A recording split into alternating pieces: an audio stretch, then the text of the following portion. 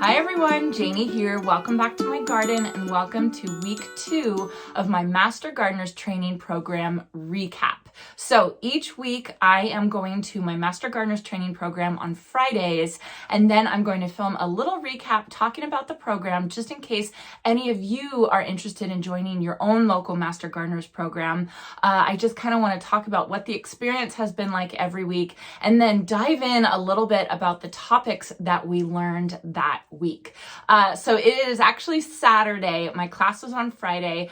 Honestly, I needed a break. It was a lot yesterday. The class was pretty intense, and I don't think all the classes are going to be that intense, but yesterday's it was very complicated, very in-depth, very much like my science classes I took in college. And so my poor older brain wasn't used to accepting all that information all at once. I took lots and lots and lots of notes in my notebook just so that I could remember it myself and share it all with you. So week 2's topic was all about soil for gardeners. Soil for gardeners is incredibly important, obviously, because it's the basis of our gardens. It's what our plants grow in. It's where our plants receive food and they receive moisture and protection.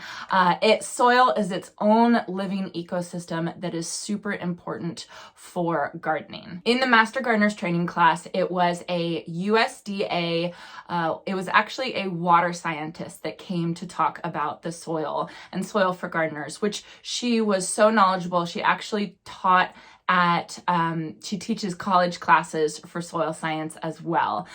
So she was no joke. She knew what she was talking about, and it definitely went into quite a bit of depth. So it started with talking all about how soil is formed, how it's made, and the big focus was how different areas form different types of soils based on a number of factors, including climate, the amount of time that soil is going to be there, the parent materials, whether it's, like granite rock is going to have a different type of soil than a place that didn't have granite rock. And it was very interesting to hear what she had to say about how soil was made. One thing that I learned that I didn't know, red clay soil, the reason why it's red, that color, is because that is actually old soil.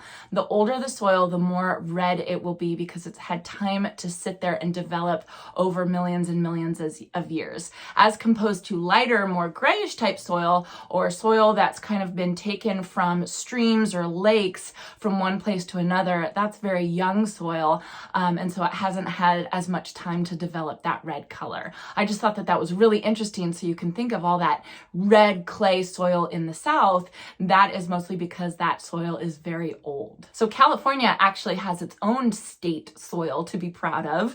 It's called serpentine soil. And the interesting characteristic about serpentine soil is that it has a lot more magnesium than calcium, which isn't always a good thing, actually. So I found that interesting to hear because when I had my soil tested for my cut flower garden, my neighbor Daniel, the agronomist or soil scientist, he found that I had way too much magnesium in my soil, and that was causing way too much compaction or contributing to compaction. And so adding gypsum, which is a calcium product, would help counteract the amount of magnesium I had and then kind of even things out. So apparently my cut flower garden soil is very common around the state of California. So most of the soil class was really focused on the characteristics of soil, the different characteristics that soil can have that will change the way that we need to garden or that we need to manage the soil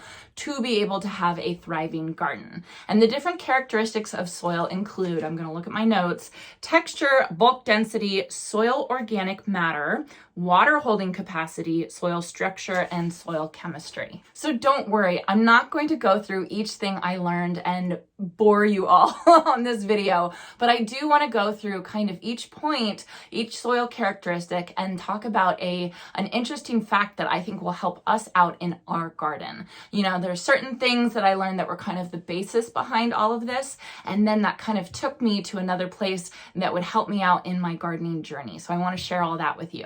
Okay, so the first characteristic of soil that we talked about was the texture. And the texture of soil has to do with the amount of sand, silt, or clay in the soil. And I know we've all heard of this. We've all said, oh, I have very clay soil, or I have very sandy soil. And what that has to do is that actually has to do with the particle size of the soil. A sandy particle or sandy soil has very large particle sizes. It was said to think of sand particles as the sizes of beach balls. Silt soil particles are smaller than that and are the size of frisbees, and clay soil particles are very, very tiny, the size of a nickel. So you can imagine the difference between a beach ball and a nickel. And the amount of each one of those soil particles you have in your soil is going to change the way your soil acts. It's going to change the way that you absorb water, your soil absorbs water, keeps it in, or lets it drains through. It's going to change how much air there is. It's going to change how much compaction there is, and so on and so on. So one of the most interesting things we did in regards to soil texture was actually a lab part of the class that we did, and that was the ribbon test. And the ribbon test is a way to determine what type of soil texture you have in your garden. And if any of you have been watching my videos for a while, you'll know that I actually did feature this on one of my videos way back. It was in my Mace Blvd video, and I actually did the ribbon test in a video to determine how much clay I had in my soil, because Mason bees need clay soil to make their homes. So the ribbon test is super helpful for gardeners, because what you can do is you can actually go out into your garden, take a handful of soil, wet it a little bit, and mush it into a ball in your hand. Then your goal is to kind of pinch the end of your soil to kind of stretch one piece of it out into a ribbon. If the soil immediately breaks apart and you can't even get it into a ball, then you know you have sandy soil, or a high percentage of sand in your soil. If you can get it into the ball and get it to kind of a little bit of a ribbon, but then it tends to kind of break off after just maybe an inch or so, then you most likely have silty soil, right? If you can make a ribbon and that ribbon come and hangs down over your hand and the soil sticks together, then you know you have a lot of clay in your soil. So it's a really good skill to have, to be able to go out into a garden, even if it's your garden or someone that you're helping, grab a handful of their soil, wet it a little bit, and be able to tell whether there's clay, silty, or sandy soil. So the next soil characteristic we discussed was soil organic matter. So the normal amount of soil organic matter in our soil is around 5%. That's how much there should be in there. And it's actually a very important 5%, because that 5% of organic matter contributes to chemical and physical properties of the soil. It helps with the texture of the soil. It helps with something called cation exchange, which is those positive charges like the magnesium and the calcium, and all that stuff going back and forth between plant roots and the soil. So that organic matter really helps that. It also helps feed the decomposers in the soil, the ones that we can see like earthworms, or the ones that we can't see like bacteria or fungi or mycorrhizae. And so all of these things are really important to have organic matter. And apparently California is lacking in this. The average amount of soil organic matter in California soil is only about 2%. So it's really important to add organic matter into, especially us Californian soil, because we want to get closer to that 5%. The reason why California has such a low percentage is because we're such a hot, dry state, and it basically breaks down that soil organic matter and basically dries it out, and it just becomes dirt after a while. Now take that, as in a more humid state, like, Iowa or South Carolina or something like that. And the humidity will break down those leaves and break down all that good stuff to produce more of that organic matter for the soil. One of the things the presenter did say is that you basically can never have too much soil organic matter in your soil. So don't be worried about adding too much compost. you're not adding too much. So the next soil characteristic that I want to talk to you all about is soil chemistry. So soil chemistry, we all know, the pH scale, and the pH scale is from 0 to 14, 7 is neutral, and our soil will land on somewhere on that pH scale. My soil pH is around 7.2, 7.3, so slightly alkaline, but that's expected because I live in a hot, dry climate, and hot, dry climates evaporate the water, so lots of salts get left behind, which creates a more alkaline environment. More humid environments usually have more acidic soil because there's more water there, and that water will wash away the salts and wash away those alkaline salts, which will leave a more acidic soil. If you do have your soil off to one side, really basic or really acidic, it's important to try and get your soil back to as neutral as possible, because NPK, sodium, phosphorus, and potassium, they are best taken up by the plant when the soil is closer to a neutral level. Now, I think one of the most interesting things that the presenter talked about during this class was macronutrients and the deficiencies that we see in plants when there is a macronutrient deficiency. So the macronutrients are, we all know these, nitrogen, phosphorus, and potassium. Those are the big three that we see on the labels on our fertilizer bags. But there's also calcium, magnesium, and sulfur. Now, I was just talking about how my soil has an excess amount of magnesium, which is causing a decrease in the amount of calcium, because those two kind of go hand in hand.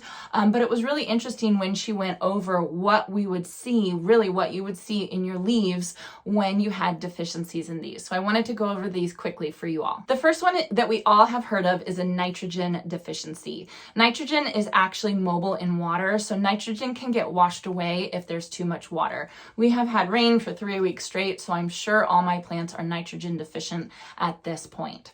So what you'll see in leaves if your plant is nitrogen deficient is you will actually see yellowing of the older leaves in the plant, or the base leaves. And the reason why you'll see yellowing in the older leaves is because nitrogen is actually mobile in the plant as well. So it's mobile in water, but it's also mobile in the plant cells. So if a plant is deficient in nitrogen, what it's going to do is it's going to steal the nitrogen from all the old leaves and take them to the new leaves. So the new leaves are nice and healthy and green, but the old leaves will start showing signs of nitrogen deficiency.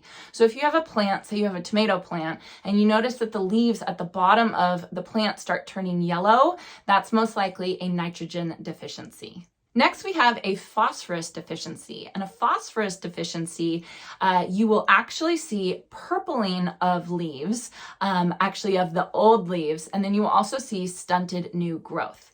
And the reason why is because phosphorus is actually bound in soil. Phosphorus can't move in the soil. So if there is a plant root, say there's a plant root right here, but then the phosphorus is over here, that plant root, if it's not right next to that phosphorus, it's not going to get it, because this phosphorus cannot move in the soil. This is why starter fertilizer is so important. Starter fertilizer is phosphorus heavy. So when you're planting your new seedling and you put a little bit of starter fertilizer under here, you're putting that phosphorus right next to those new, young, small roots for that seedling to allow them to start growing and get healthy. So my Sure Start starter fertilizer, it is essential. Next, we have a potassium deficiency. And a potassium deficiency, you will actually see burning of the leaf edges. So I thought that was really interesting, because a lot of times when we see burning of the leaf edges, we think, oh, not enough water. But sometimes it can actually be a potassium deficiency. And you'll notice this with a weak stem and then also stippling on the leaves as well. For all you fruit and veggie growers, a calcium deficiency is super important. You will notice this with something called blossom end rot in your tomatoes or different fruits. Whenever you see a watery spot on the fruits of a plant, that indicates a calcium deficiency. So that's why they always say add eggshells to the soil around your tomato plants, because that's going to protect against blossom end rot, which is a calcium deficiency disease. So, and then the last two are magnesium deficiency, which as a Californian, I probably will never see this because we have so much magnesium in our soil, but what you're going to see in a magnesium deficiency is yellowing between the veins. And then finally, we have a sulfur deficiency, and sulfur is immobile in the plant. The plant cannot move sulfur from one spot in the plant to another like it can with nitrogen or phosphorus. So you're actually going to see yellowing in the new leaves with a sulfur deficiency. So if you have a tomato plant and the new growth is yellow, you might want to think possibly sulfur deficiency. Okay, so I know that was a lot. Like I said, week 2 was a lot. You should see my homework, the chapter that I had to read. It was like this thick of a big book. I had to stay up late and I had to wake up early. And I was talking to some other Master Gardeners trainees that were there, and they had to do the same thing. So it was like, okay, eyes open. This is going to be an intense class. So finally, the end of the class, we talked about managing your soil, how to fix all these characteristics of soil that you have, how to get soil tested, how to test your own soil, how to check for moisture levels in your soil, all that kind of stuff. So it was really, really interesting. Let me know if you have any questions that you want me to go over things a little bit more in detail. I'm trying not to bore you all, but I also want to share all this really interesting information. Also, if you guys aren't following me on Instagram, follow me on Instagram because I'm planning to do like little cheat sheets or tip sheets about all the things that I learn on my Master Gardener. So it might be some good things to save just so you can reference back. I just made one on the macronutrient deficiencies and, pictures of leaves so that you can identify what deficiency you have going on in your plant. So the last thing that I wanted to talk about today that we discussed in our Soil for Gardeners training class was kind of a controversial subject. And I just want to preface this by saying, I know it's controversial. I'm not saying one thing or another, but that is the subject of tilling your soil. And I really appreciated how the presenter in the Master Gardeners training class presented it, because the way she presented it was very scientific. She wasn't giving her opinion. She wasn't saying one thing or another. She was just telling us the facts, right? And so I'm going to try and present things kind of like that as well. I'm not going to say an opinion on it. I will say what I plan to do, but no judgment basically coming from me. And I don't think we should judge anybody either, but I do think we should all know the facts. So basically the presenter started talking about how when you till soil, when you till land, you are breaking up the soil ecosystem. Those microscopic decomposers, you have the earthworms, but then you have the bacteria and the fungi and the mycorrhizae. They break apart and they actually die. They can't handle being, chopped in half, basically. So you do break up your soil ecosystem when you are tilling. You're also breaking up the soil structure. So she showed us a couple experiments of a farm that did till and then a farm that didn't till, and the soil and how the soil was able to retain water to be able to water the plants and not allow the water just to kind of flow through and go out to the river and take the fertilizers with it, basically. So it was pretty interesting to see the difference between the tilled land and the non-tilled land. So there is a place in gardening for tilling. I don't think that there's a time when you just shouldn't till, and I'm not talking about just with a cultivator or a tiller machine. I'm even talking about, with a garden fork and turning the soil over.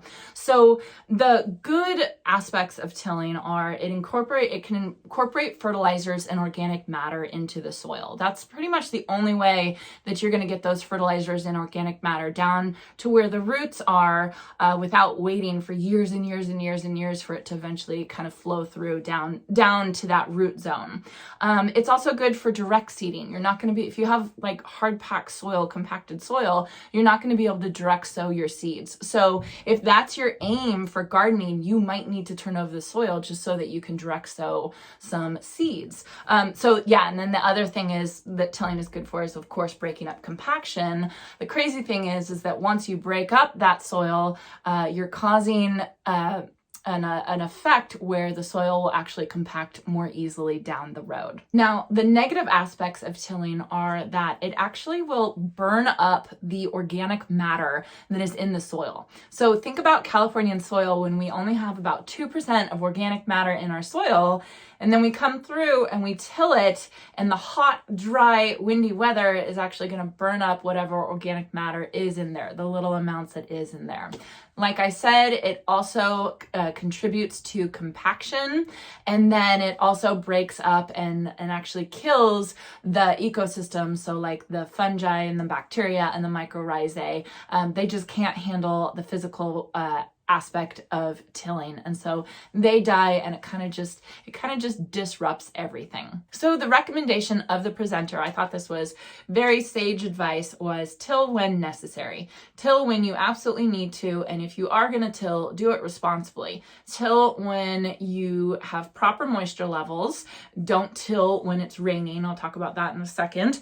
And then restrict traffic after you till. So once you till, you've kind of broken everything up, and then if you walk through it, or drive a car over it, or anything like that, drive a tractor over it, you're basically just compacting all the soil that you just tilled. So if you are going to till, try and limit the traffic, and if you do have to have traffic, create traffic lanes that aren't on the areas that you just tilled. So remember I said this presenter was very reserved in her opinions and kind of just presented the information scientifically. Well, I thought it was really cute. The one thing that she felt very strongly about, and her answer to what is one thing you would tell people to never do, is she said, never till when wet. Never dig in the ground when wet, never turn the soil when wet, never plant anything when wet. Leave the soil alone when it's wet, because it disrupts the structure of the soil,